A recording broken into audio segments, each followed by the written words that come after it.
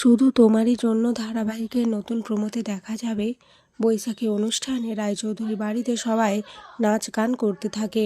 তখনই রাহি একটা নাচ করে, সবাই খুবই বাহবা দেয়।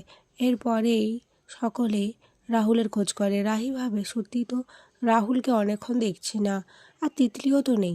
অপরদিকে ছাদে তিতলি রাহুলকে জোর করতে থাকে। তিতলি রাহুলকে বলে, তুমি আমাকে তো ভালোবাসো, তাহলে কিভাবে তুমি আমাকে ভুলে যেতে পারছো?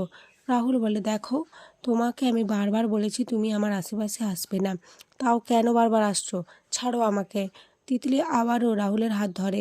তখন রাহুল বলে, আচ্ছা তিতলি, তুমি তো আমাকে ভালোবাসো, তাই না? ঠিক আছে, আমরা তো এখন একসাথে থাকতে পারবো না, আর তুমি যেহেতু আমাকে খুবই ভালোবাসো, তাহলে আমার জন্য তো মরতে পারবে। তাহলে চলো আমরা আজ একসাথে মরে যাই। তিতলি এটা শুনে খুব ভয় পেয়ে যায় আর না না করতে থাকে। আর এখানেই নতুন প্রোমোটা শেষ হয়ে যায়। তো